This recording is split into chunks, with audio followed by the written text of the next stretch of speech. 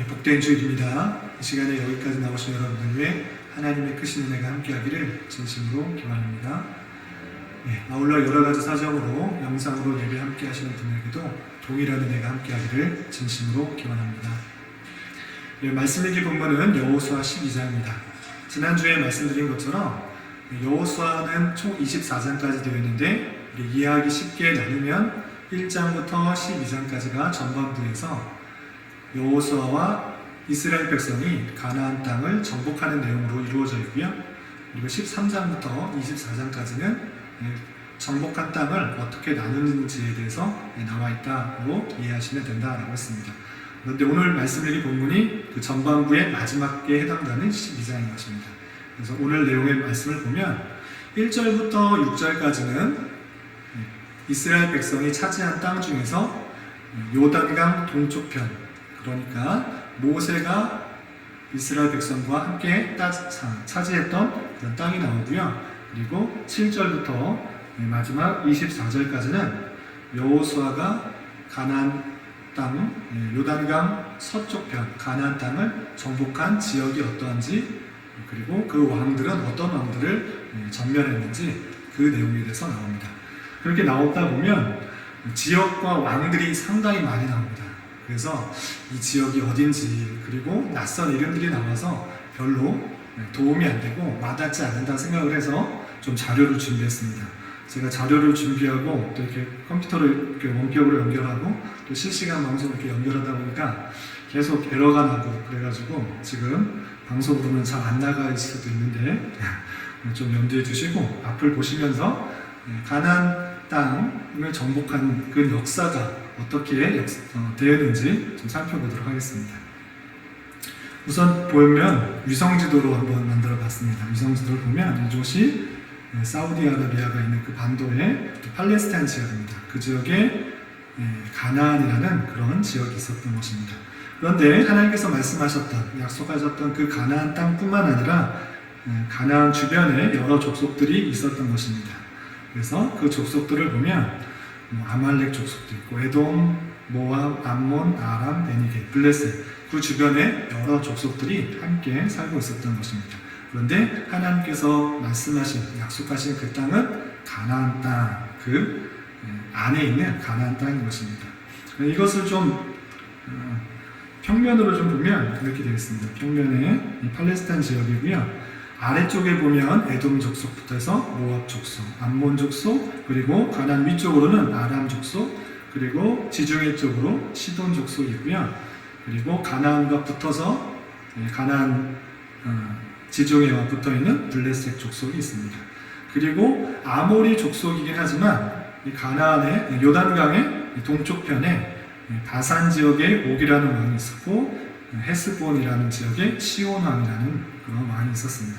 이렇게 가나안과 주변에 여러 민족들이 어울려서 살고 있었는데 하나님께서 이스라엘 백성들을 이끄셔서 출애굽시키고 광야에서 40년간 광야 생활을 하신 후에 그리고 드디어 가나안 땅으로 들어가게 되는 것입니다. 가나안 땅에 들어갈 때 그냥 바로 위로 들어가는 것이 아니고요. 이 에돔, 모압, 아몬 이렇게 요단 동쪽에 있는 그런 쪽으로 지나가서 하게 됩니다. 가나안에는 그러면 어떤 족속들이 있느냐? 가나안에 7족속이 있는데 히위족, 가르가스족, 가나안족, 브리스족, 여부스족, 헷족, 아모리족 이렇게 7족속이 있었습니다. 근데 가나안 지방이기 때문에 그냥 가나안 족속이라고도 대표해서 표현하기도 합니다.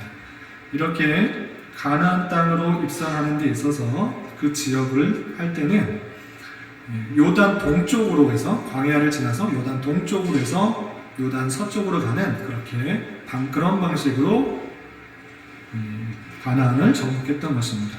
그렇게 지나가는 데 있어서 아모리 족속 중에 바산이라는 지역에 옥이라는 왕과 헤스본 지역에 시온이라는 왕이 있었던 것입니다. 그런데 이 이스라엘 백성들이 지나갈 때 곱게 비켜주고 지나가라 이렇게 한 것이 아니고 그 길을 막았던 것을 볼 수 있습니다. 민수기를 읽어보면 잘 나와 있는데 이 바산왕 옥과 헤스본왕 시온이 비켜주지 않아서 그들과 전쟁을 해서 그 지역을 다 차지하게 됩니다. 그래서 그 지역의 세 지파, 이스라엘의 12지파 중에 3지파, 그러니까 므낫세의 절반 지파와 갓지파, 루벤 지파가 우리는 가나안 땅으로 들어가지 않고 요단 동편 이 지역에서 살겠다라고 하고 모세에게 요청을 해서 이곳에서 살도록 그렇게 허락을 받게 됩니다. 그런데 이 땅에서 살더라고 하더라도 살는다고 하더라도 가나안 정복 전쟁에 있어서 뒷짐지고 있는 것이 아니라 가장 선두에 서서 우리가 자식들, 처자식들을 놔두고 가장 선두에서 가나안 정복 전쟁에 참여하겠습니다 라고 약속을 하고 실제 그렇게 전쟁을 하는 그런 모습을 볼 수 있습니다. 그래서 시딤이라는 곳에서 정착을 해서 요단강 건너편에서 그 가나안 땅을 바라보면서 정착을 했었던 것입니다. 이때 모세는 죽게 되고 모세의 대를 이어서 여호수아가 뒤를 잇고 여호수아가 사명을 받고 또 힘을 얻고 동료를 받아서 가나안 땅에 들어갈 수 있도록 힘을 받는 장면부터가 여호수아 1장에 나오게 됩니다. 그래서 여호수아는 하나님 앞에 사명을 받고 2명의 정탐꾼을 불러서 요단강 저편에 있는 여리고와 그 땅을 정탐하도록 이 시딤에서 정탐꾼을 보게 됩니다. 그리고 정탐꾼이 다시 되돌아오고 힘을 얻어서 이제 요단강을 건너게 되는데 이때 요단강이 졸졸졸 흐르는 그런 강이 아니고요. 언덕까지 물이 미쳤다. 그때가 추수하는 기절이기 때문에 비가 많이 오는 그런 강수량이 위에 오르는 그런 때였는데 그때에 하나님께서는 요단강을 지나가게 하셨다라고 했습니다. 이때 그냥 지나간 게 아니고 홍해를 건널 때와 마찬가지로 하나님께서는 요단강의 강물을 마르게 하시고 그 길을 마른 땅을 건너가게 하셨던 것을 볼 수 있습니다. 마른 땅을 건너간 이스라엘 백성들은 길갈이라는 곳에 머물러서 그것을 기념하기 위해서 마른 땅을 건넜던 것을 기념하기 위해서 마른 땅에서 돌 12를 취하여서 이 길갈에다 쌓고 하나님 앞에 제사를 드리며 기념하도록 했던 것을 볼 수 있습니다. 그리고 이곳에서 전쟁을 앞두고 있는 이스라엘 백성들인데 전쟁 준비한 것이 아니고 할례를 행했다라고 지난주에 살펴봤습니다. 전쟁을 하는 것보다 더 중요한 것은 하나님의 백성으로 성결하게 하나님의 백성인 것들을 깨닫도록 할례를 하는 것이 중요했기 때문에 전쟁에 앞서서 적들을 바로 앞에 두고 할례를 행했다라고 지난주에 배웠습니다. 할례를 행했을 뿐만 아니라 이곳에서 평지에서 유월절을 지키는 일을 행했습니다. 그래서 하나님께서 구원하셨다, 오직 어린 양의 피로써 우리가 구원받았다는 사실들, 하나님의 은혜로 우리가 구원받았다는 사실들을 잊지 않도록 유월절을 지켰습니다. 그리고 유월절을 지킨 다음 날 거기에서 난 소산물, 거기에서 난 식물을 먹자 드디어 만나가 내리지 않았다라고 지난주에 살펴보았습니다. 그리고 나서 첫 번째 전투가 어떤 전투였는가? 길갈에서 멀리 떨어져 있지 않은 그런 여리고라는 지역이 있었습니다. 크고 아주 견고한 성이었지만 그 여리고성을 첫 번째 전투에서 크게 승리할 수 있었습니다. 여기서 이스라엘 백성이 여리고성을 무찌를 때 자신의 힘과 능력으로 하는 것이 아니라 독특한 방법으로 승리하게 되는데 그 방법은 여기 계시는 분은 잘 아시겠지만 매일 하루씩 성을 한 바퀴씩 돌고 7째 날은 7바퀴를 돌고 그리고 나팔을 불고 온 백성이 크게 외칠 때 여리고성, 그 큰 성이 무너지게 되는 일이 있었고 그것을 통하여서 여리고를 무찌를 수 있었습니다. 그리고 여리고성을 점령한 후에 그 옆에 있는 작은 성이 있었습니다. 이스라엘 백성들이 생각하기에 2,3천 명쯤 데리고 가도 우리는 승리할 수 있습니다 라고 생각할 정도로 여리고성에 비해 아주 작은 성이었습니다. 그런데 그 아이성을 한 번에 점령하지 못했습니다. 왜냐하면 첫 번째 전투였던 여리고성 전투에서 하나님께 온전히 바쳐져야 되는 그런 명령을 받았음에도 불구하고 아간이라는 사람이 자신의 유익을 위하여서 취하였던 그런 도둑질로 인하여서 아이성에서 패배하게 됩니다. 그래서 하나님께 묻고 그것이 한 사람의 죄악으로 말미암아 패하게 됐다는 사실을 알고 제비를 뽑아서 확인해 보았더니 아간이 뽑혀서 그 사람을 아골 골짜기로 데려가서 돌로 쳐 죽인 일이 있은 후에 아이성을 점령하게 됩니다. 아이성을 점령할 때는 하나님께서 가르쳐 주신 방법, 힘으로 하지 말고 매복 작전을 통해서 그 성을 점령하였던 것입니다. 첫 번째처럼 패하는 척하고 뒤로 후퇴했다가 몰래 숨어있는 그런 이스라엘 백성들이 아이성에 그런 사람들이 나왔을 때 그 성을 점령하여서 이 아이성을 점령하게 되었던 것입니다. 이렇게 여리고성과 아이성의 큰 승리를 얻자 그 근처에서 살았던 기브온 주민이 우리도 이렇게 가만히 있다가는 죽게 되겠구나 라고 생각했습니다. 그래서 꾀를 냈습니다. 우리가 먼 곳에 사는 사람인 것들을 생각하면서 우리가 약조를 하자, 화친조약을 맺자 이렇게 꾀를 낸 것입니다.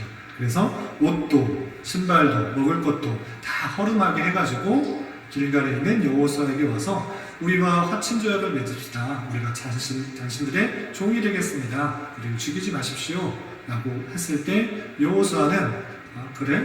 이것은 먼 지역이기 때문에 살려두는 것도 괜찮겠다. 하나님께 묻지 않고 그냥 그렇게 조약을 맺었던 것입니다.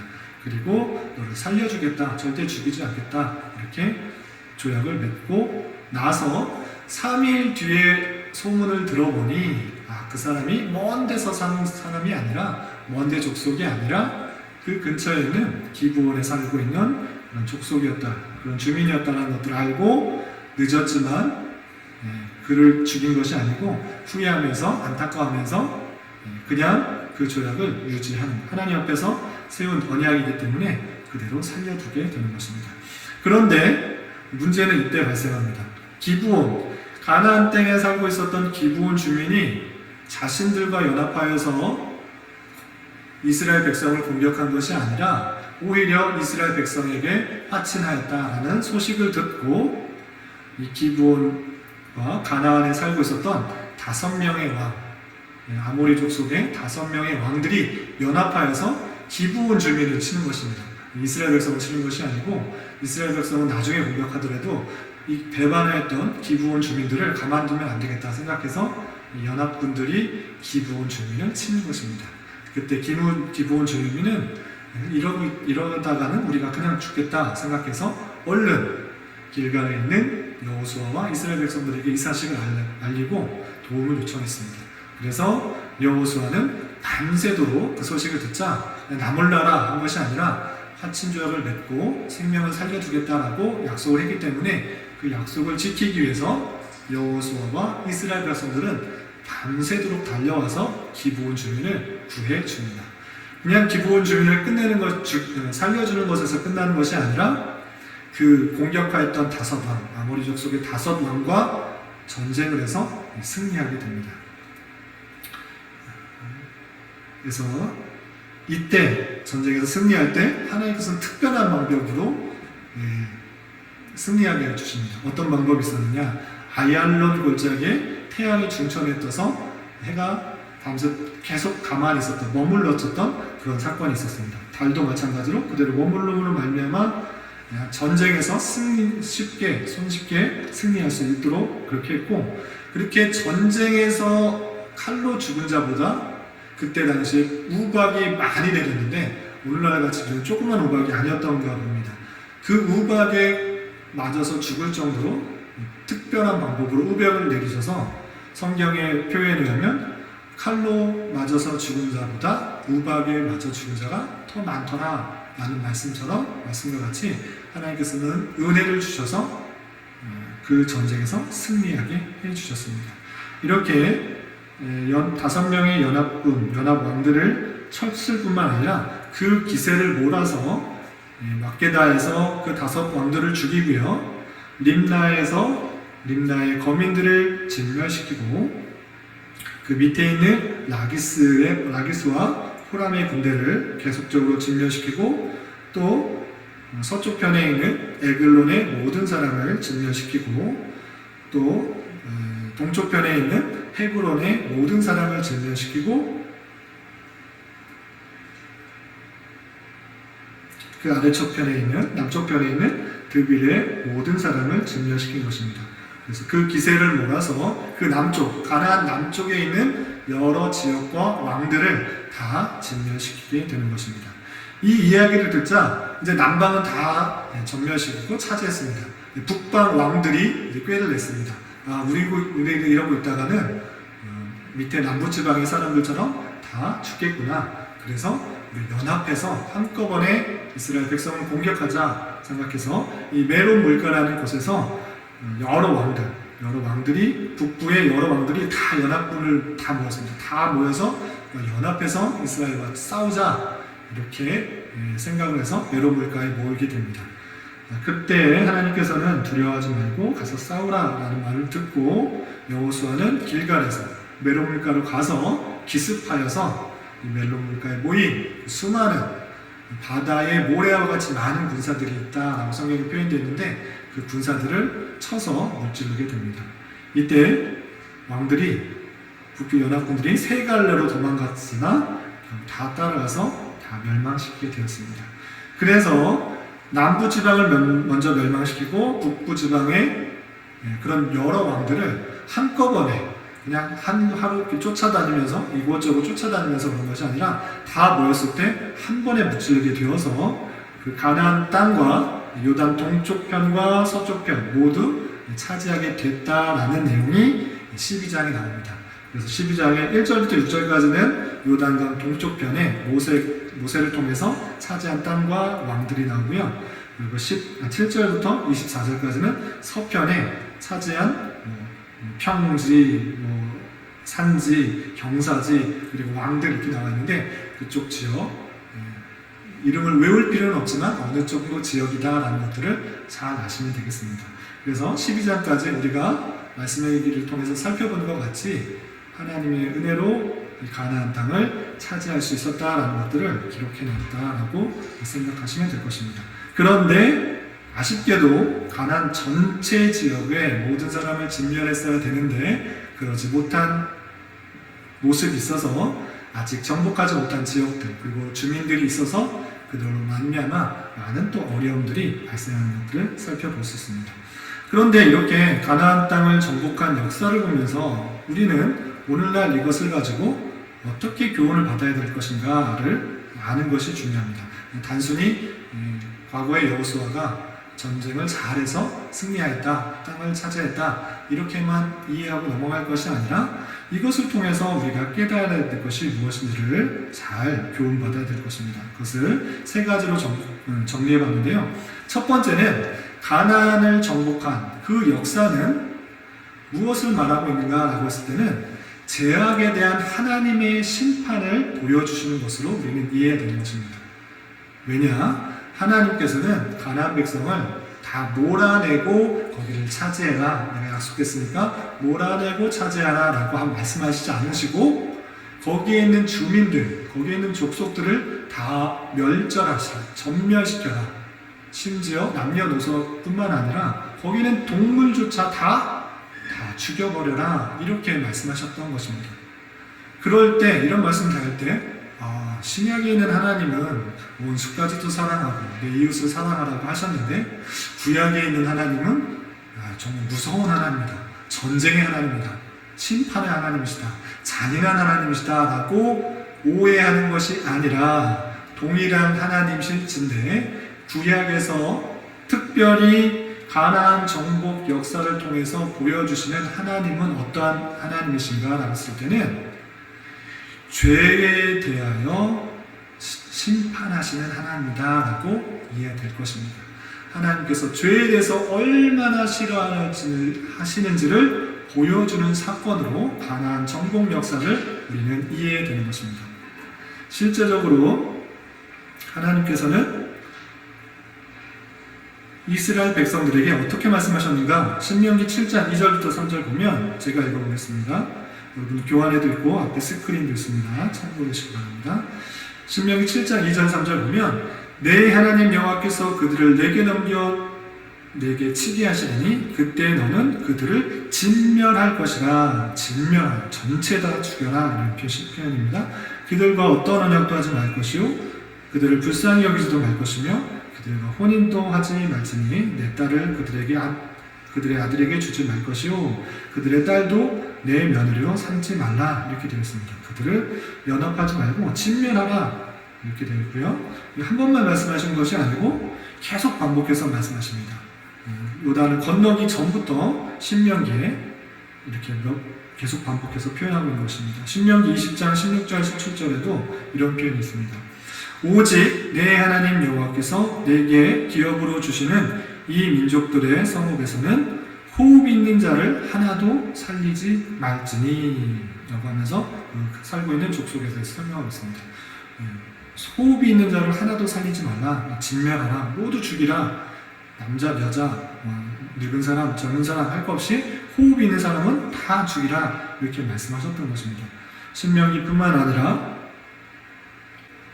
신명기 왜 그렇다면 여호수아 6장 17절, 또 여호수아 6장 21절, 여호수아 10장 28절 그리고 여러 군데 모든 전쟁에 있어서 다 진멸하라 이렇게 말씀하셨는데 왜 그렇게 진멸하라, 멸절하라, 호흡이 있는 자는 다 죽이라 이렇게 말씀하셨는가 라고 할 때는 거기에 살고 있는 사람들이 완전히 부패했기 때문이다 라고 하는 것입니다. 그 표현이 여러 군데 있는데 신명기 12장 30절 31절에 이렇게 나와 있습니다. 신명기 12장 30절 31절 같이 한번 읽어보겠습니다. 신명기 12장 30절 31절 함께 봉독합니다. 시작. 너는 스스로 삼가 내 앞에서 멸망한 그들의 저치를 밟아 울무에 걸리지 말라. 또 그들의 신을 탐구하여 이르기를 이 민족들은 그 신들을 어떻게 섬겼는고 나도 그와 같이 하겠다 하지 말라. 내 하나님 여호와께는 내가 그와 같이 행하지 못할 것이라. 그들은 여호와께서 꺼리시며 가증히 여기시는 일을 그들의 신들에게 행하여 심지어 자기의 자녀를 불살라 그들의 신들에게 드렸느니라. 아멘. 출애굽한 2세대들에게 가나안에 있는 종교들 그 신들은 어떻습니까? 묻지 말라. 어떻게 섬겼는지 묻지 말라. 알려고 하지 마라. 왜냐? 그들이 심지어 여호와가 꺼리키는 일을 가증히 여기는 것들을 마음대로 하고 있는데 심지어 어떤 일들을 행하는가? 자신들이 섬기는 신들에게 자녀를 불살러서 그들의 신들에게 드렸다라고 하고 있는 것입니다. 그러니까 얼마나 우상에 빠져 있으면 자신의 아들, 가장 사랑하는 사람까지 제물로 바쳐서 자기의 유익을 추구하고 있는 것입니다. 비가 안 온다, 농사가 잘 안 된다, 가뭄이 든다, 비가 너무 많이 온다, 신이 화냈나 보다. 네, 가장 소중한 사람을 죽여서 불살라서 드리면 신이 화가 풀어질 거야 생각하면서 그렇게 드리는 일이 아주 빈번하게 있는 것입니다. 그만큼 생명을 무시하고 또 하나님을 알지 못하는 것이 너무나 극렬하여서 자신의 아들까지도 그냥 죽일 정도로 타락한 모습, 다른 곳에서는 성적으로는 얼마나 타락하고 있는지, 우상을 섬기기 위해서 그들이 너무나 아무나 사람들과 교합하는 그런 성적인 타락뿐만 아니라 생명을 경시할 정도로 너무나 타락하였기 때문에 하나님께서는 그것을 가증히 여기시고 심판하시는 것이다. 그들에게 어떻게 섬겼는지 묻지 마라. 그들을 따라하지 마라. 그런 것에 대해서 생각도 하지 말라라고 말씀하시면서 그들의 부패가 너무나 심하였기 때문에 하나님께서는 심판하시되 이스라엘 백성은 들어서 가나안 백성들의 부패와 타락을 심판하신 것으로 생각하시면 될 것입니다. 하나님께서 얼마나 인간들의 부패와 타락, 죄악을 싫어하시는지를 보여주는 사건으로 이해해야 되는 것입니다.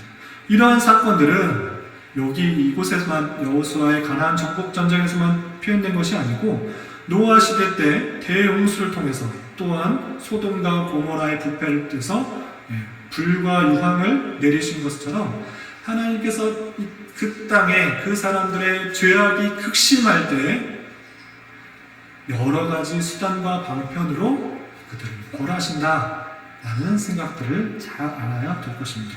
그렇기 때문에 우리는 하나님께서 얼마나 죄악을 미워하시고 싫어하는지를 잘 말씀을 통해 깨달아야 되는 것입니다. 이런 이야기를 들어도 그런가 보다 하는 것이 아니라 내 자신이 얼마나 죄악에 대해서 민감하게 반응하며 살아가고 있는지를 되돌아봐야 되는 것입니다. 하나님께서는 죄악에 대해서 정말 싫어하시고 미워하시고 죄와 함께 할 수도 없는 정도의 그런 고귀하고 순결하신 분이시고, 또한 하나님의 택하신 백성들에게 그렇게 살기를 원하시지만 우리의 삶은 어떻습니까? 죄악을 짓는데 너무나 익숙하고 편하고 죄악에 물들어 빠져서 너무나 익숙해지고 그것을 죄처럼 여기지 않고 있지는 않은지, 그런 모습 가운데 있지는 않은지 되돌아보아야 될 것입니다. 하나님께서는 그런 모습 가운데 있을 때에 하나님께서는 다양한 방편으로 치시고 경고하시고 깨닫게 하여 주셔서 죄악 가운데 나오게 하신다는 사실들을 잘 기억하면서 우리가 시험에 또는 죄악에 빠지지 않도록 잘 훈련시켜 나가야 될 것입니다. 혹 어떤 사람들은, 어떤 분들은 지금의 이 사태, 이 전염병의 사태 또는 옆 나라의 큰 홍수와 지진과 메뚜기 떼와 이런 것들을 보며 그들의 죄악 때문에 그들이 심판받는 것이다 라고 말하는 사람도 있습니다. 그런데 그렇게 말할 때는 상당히 조심스럽습니다. 물론 그런 것일 수 있으나 섣불리 그렇게 판단하고 정죄할 수는 없습니다. 그런 일들이 있을 때 삶과 우리의 죄악 때문은 아닌지 되돌아보는 수단으로 여겨야 될 것이고, 먼저 생각해야 될 것은 우리와 우리의 죄와 허물로 이 땅을 온전히 다스리지 못함으로 말미암은 우리가 어려움을 초래한 사건으로 잘 이해해야 될 것입니다. 예수님께서는 이렇게 말씀하셨습니다. 어떤 제자가 누가복음에 나오는 말씀인데, 실로암 망대가 갑자기 무너져서 17명인가요? 제 기억이 잘 안 나는데 수많은 사람들이 죽게 되었습니다. 그럴 때 그 사람들의 죄 때문에 그 사람들이 실로암 망대에서 무너져서 죽은 것입니까? 라고 물으셨을 때 예수님께서는 그렇게 말씀하셨습니다. 그들의 죄보다 너희들의 죄가 그들의 죄보다 없다고 생각하지 마라, 이렇게 표현하셨습니다. 그들의 죄가 많아서 그렇게 멸망했으면 너는 죄가 없다고 생각하느냐? 그런 것에 큰 어려움이 있을 때 그들의 죄 때문에 고난받았다라고 생각하는 것들은 상당히 조심스러워야 될 것입니다. 그런 어려움들이 닥쳤을 때 혹여나 우리의 죄를 경고하시는 말씀은 아닌지 삼가 되돌아보아서 우리가 얼마나 죄에 대해서 민감하게 반응하며 그 죄에서 떠나려고 하는지 되돌아보아야 될 것입니다. 세상에서 동성애를 인정하자, 인권을 보호하자, 그 사람은 사람은 아니냐, 소수의 인권도 존중하자, 이렇게 말했을 때 그것이 죄가 죄인지도 모르고 그 사람도 보호해야지, 존중해야지, 따라야지 라고 생각하면서 하나님의 말씀과 반대되는 것에 대해서 민감하게 반응하지도 못하고 깨닫지도 못하고 세상의 풍조와 세상의 흐름과 세상의 경향에 따라 동조해 가고 있는 우리의 모습은 아닌지 되돌아보아야 될 것입니다. 하나님께서는 이렇게나 죄악에 대해서 싫어하시고 미워하시는데 우리 가운데 우리의 삶에 있어서는 죄악을 짓는데, 남을 미워하는데, 남을 싫어하는데, 남을 비판하는데, 남을 욕하는데 너무나 익숙해져 있고 남과 똑같이 행동하는데 너무나 익숙해져서 세상 사람과 하나님의 택하신 백성이 구분되지도 않는 그런 모습 가운데 있을 때 하나님께서는 그 모습이 얼마나 싫어하시는지를, 따라가는 모습들이 얼마나 저주하고 싫어하고 경고하시는지를 잘 보여주고 있는데 우리는 얼마나 죄악에 물들어 죄가 죄인지도 모르고 살고 있지는 않은지 되돌아보아야 될 것입니다. 죄에 대하여 민감하게 반응하며 살아가는 우리가 되어야 될 것입니다.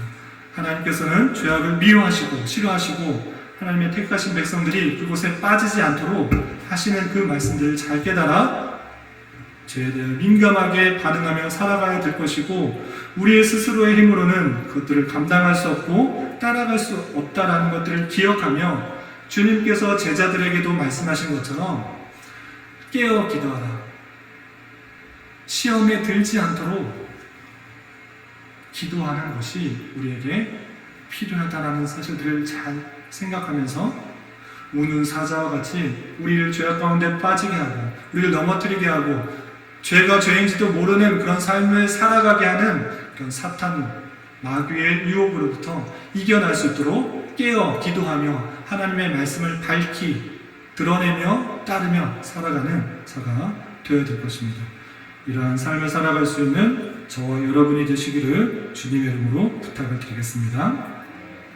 그리고 두 번째 깨달아야 될 것은 무엇이냐 하면 가나안 정복 역사는 언약의 실현 역사라는 것입니다. 그냥 그들의 노력으로 그냥 땅 차지했다라는 것이 아니고 하나님께서 이미 말씀하셨던 그 내용이 여호수아 시대 때 이루어졌다라는 것입니다. 그래서 그 창세기의 말씀을 먼저 살펴 읽어보면 하나님께서 아브라함을 택하시고 부르셔서 약속하셨던 그 내용을 보면 창세기 15장 16절에 이렇게 되어 있습니다. 제가 한번 읽어보겠습니다. 내 자손은 4대 만에 이 땅으로 돌아오리니 이는 아모리 족속의 죄악이 아직 가득 차지 아니함이니라 하시더니, 아모리 족속의 죄악이 아직 가득 차지 않기 때문에 지금 바로 심판하지 않겠다. 기다리고 참고 하다가 그들이 죄악이 가득 차면 심판하여서 그 땅을 차지하게 할 것이다. 그런데 그때가 언제인가? 내 자손은 4대 만에 이 땅에 되돌아오게 될 것이다. 이미 아브라함에게 약속하신 것입니다. 4대라는 것은 그냥 대수가 아들의 아들 이렇게 해서 4대가 아니라 상징적인 의미로서 약 400년 정도 되는 그런 기간이었다는 것을 말씀 통해 살펴볼 수 있는 것입니다.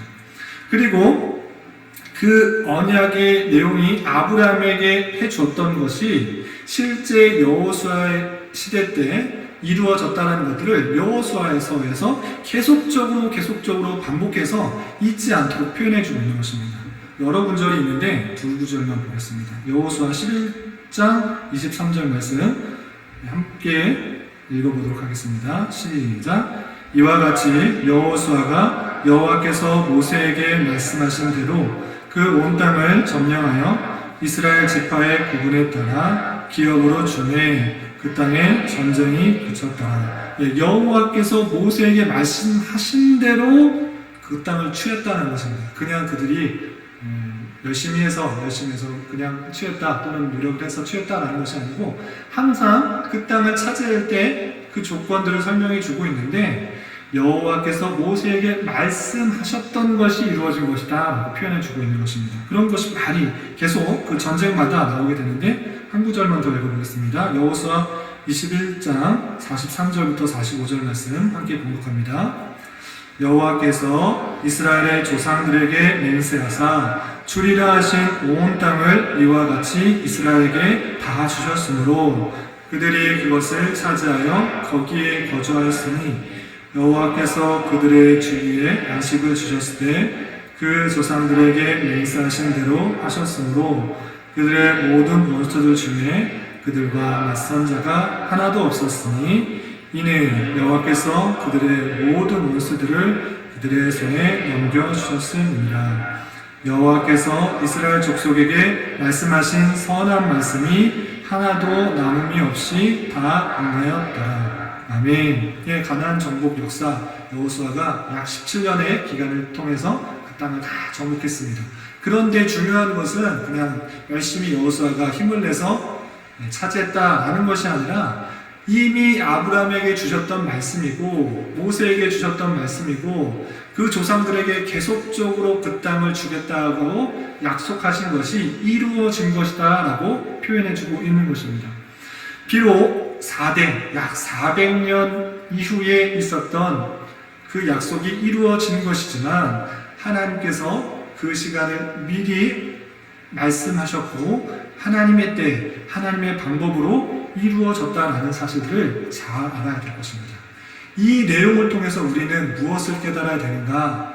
과거에 이스라엘 백성이 가나안 땅을 차지한 것이 하나님의 언약이 이루어진 것이다로 끝나는 것이 아니라 그 하나님의 백성을 향한 약속, 그 약속은 오늘날에도 이루어지고 그 뜻과 계획이 있을진데 오늘날에도 그 언약이 이루어지는 역사라는 것들을 우리가 생각하고 기대하고 깨달아야 되는 것입니다. 하나님께서 우리를 향한 약속이 있으시다, 뜻이 있으시다, 계획이 있으시다. 그 그것은 반드시 비록 내 대가 아닐지라도, 내 생각이 아닐지라도, 내 계획이 아닐지라도 하나님의 뜻하신 것은 반드시 이루어지는 역사라는 것들을 우리는 잘 알고 있어야 되는 것입니다. 하나님의 뜻이 무엇입니까? 하나님의 계획이 무엇입니까? 이것을 참 정리해서 잘 알아야 되는데, 그것도 그냥 머릿속으로는 잘 알고 있어요.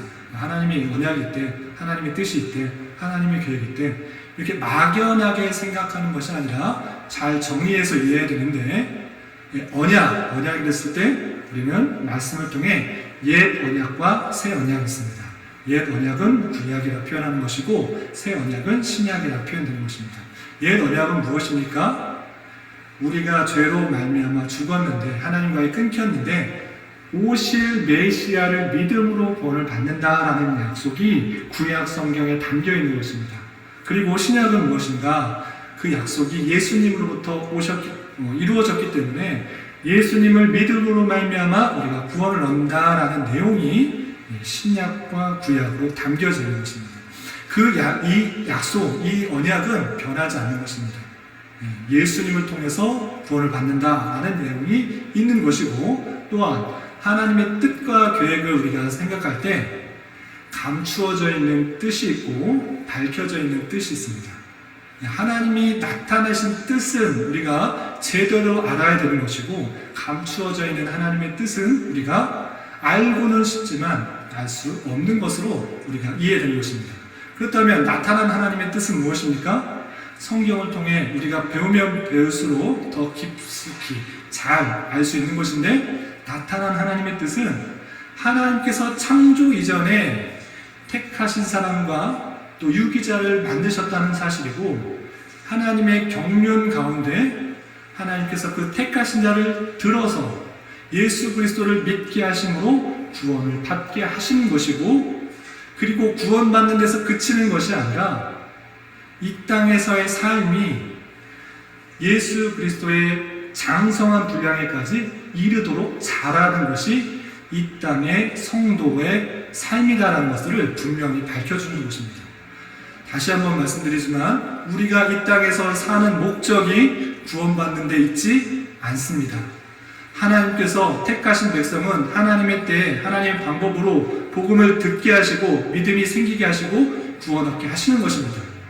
그리고 구원 얻은 자가 이 땅을 살아가는 이유와 목적은 무엇인가 라고 했을 때는 더 많이 누리고 더 평안한 삶을 갖고 더 높은 자리에 앉아서 보란듯이 사는 것이 아니라 다양한 환경과 사건을 통해서 하나님을 경험케 하고 체험케 돼서 그리스도의 장성한 분량이 충만한 데까지 이르도록 우리의 삶이 하나님의 택하신 백성의 모습처럼 점점 닮아가는 모습으로 거룩과 성결로 자라가는 데 있다라는 사실들을 잘 알아야 될 것입니다.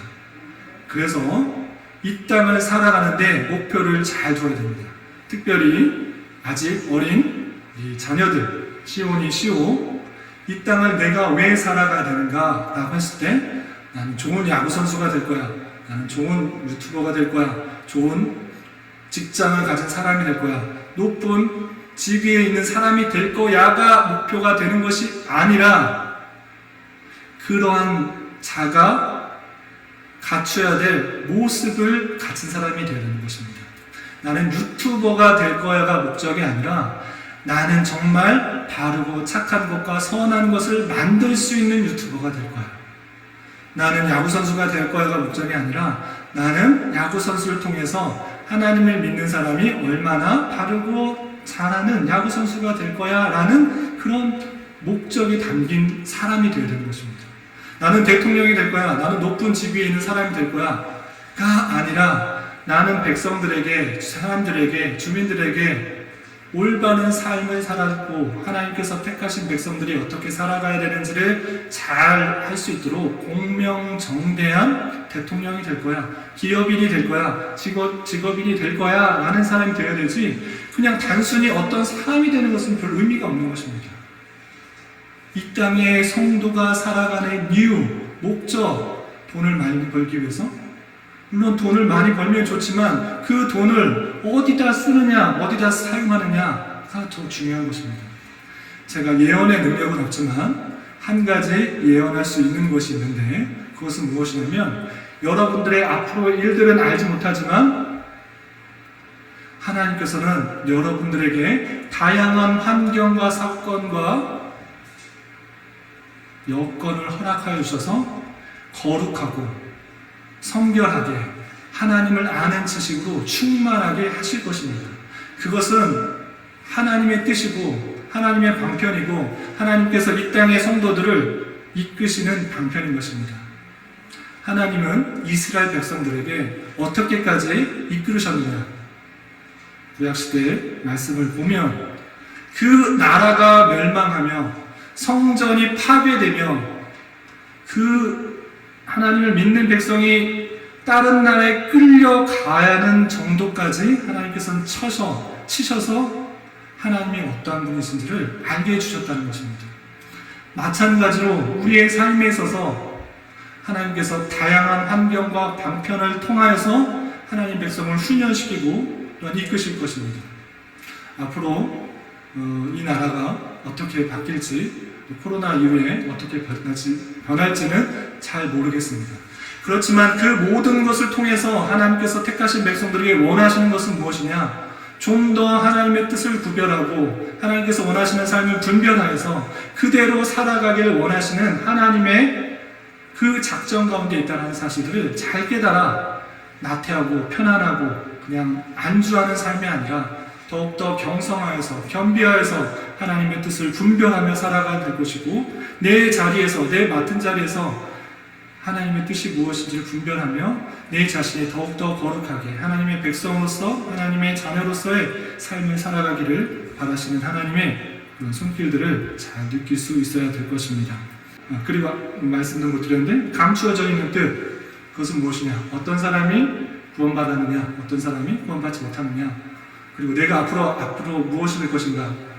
청소년기의 아이들, 자녀들이 늘 고민하고 내가 어떤 직장을 얻어야 되느냐? 내가 앞으로 무엇을 해야 되느냐? 내가 이 남자와 만나서 결혼을 해야 되느냐? 말아야 되느냐? 다양한 고민이 있을 수 있습니다. 그런데 그것을 성경을 열심히 믿는다고 해서 이 사람이 내 사람이다 또는 내가 어떤 직업을 가져야겠다 나오지 않습니다.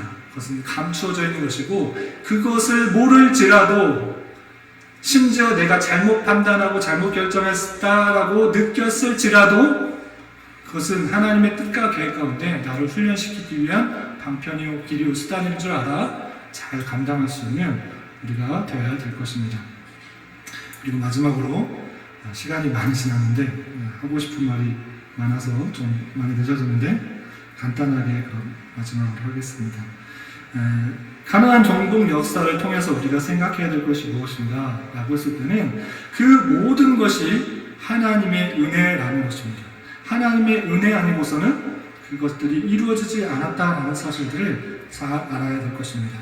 가나안 땅 정복 역사만 은혜였습니까? 여리고성을 무너뜨린 것 하나님의 은혜였다. 그리고 수많은 연합군과의 전쟁에 있어서 우박이 내리고 또 태양이 중천에 뜨고 그런 것만 하나님의 은혜였습니까? 그런 것뿐만 아니라 출애굽할 때 또 광야에서 요단강을 건널 때 모든 순간순간에 하나님의 은혜요 하나님의 역사라는 것들을 잘 기억해야 되는 것입니다. 이스라엘 백성들이 우리가 땅을 이렇게 차지했다, 우리가 31명의 왕을 다 무찌르고 이겼다 해서 내 힘이 뛰어나서 이것을 기리기 위해서 이것을 기록한 것이 아니라 이 모든 것들이 하나님의 은혜요 하나님의 역사라는 것들을 기억하고 후대에 전하기 위해서 이런 것들을 기록했다라는 사실들을 기억하면서 우리 또한 하나님이 베풀어 주신 은혜를 기억하며 하루하루 살아가야 되는 것입니다. 이 자리에 우리가 있다라는 것, 우리의 힘, 우리의 능력, 그냥 우연히 이렇게 있는 것이 아니라 하나님의 은혜로 내가 구원을 받은 것이고 하나님의 은혜로 이 자리까지 있었다라는 사실들, 하나님의 은혜가 아니면 어떤 것도 이루어지지 않는다라는 그 사실들을 잘 기억하며 하나님의 받은 은혜를 기억하여서 그 은혜 받은 자답게 삶을 살아가야 될 것입니다. 내 자신의 부족함과 연약함들을 고백하며 오직 하나님의 은혜로 살아가는 자가 성도인 것입니다. 내 힘과 내 능력, 내 열심, 내 지혜, 내 어떤 것을 가지고 나갈 때는 실패할 수밖에 없고 넘어질 수밖에 없습니다. 그러나 나의 부족함, 나의 연약함을 아뢰며 오직 하나님이 주신 은혜 가운데 내가 할 수 있다라는 사실들을 잘 기억하며 내가 비천에 처할지도 알고 부할 줄도 알지만 내가 능력 주시는 자 안에서 모든 것을 감당할 수 있다라는 그 사실들, 하나님의 은혜로 다 감당할 수 있다라는 사실들을 잘 깨달아서 언제 어디서나 주님과 동행하며 주님께서 주신 은혜로 힘으로 살아갈 수 있는 저와 여러분이 되시기를 주님의 이름으로 부탁을 드리겠습니다. 기도하겠습니다. 하나님 아버지 감사합니다. 오늘 말씀을 통해서 가나안 정복 전쟁 역사 가운데 깨달아야 할 것들에 대해서 생각해 보았습니다. 하나님께서 얼마나 죄악을 싫어하시는지에 대해서 잘 생각하게 하여 주시고 하나님의 은혜 가운데 온전히 우리를 이끄시며 하나님께서 언약하신 그 약속에 따라 우리를 지키시고 보호하시며 성화시켜 나가신다는 것을 늘 잊지 않고 날마다 주님을 찬양하며 주님과 동행하며 주님의 뜻대로 살아가기에 힘쓰는 자 되게 하여 주시옵소서. 예수님의 이름으로 기도드리옵나이다. 아멘.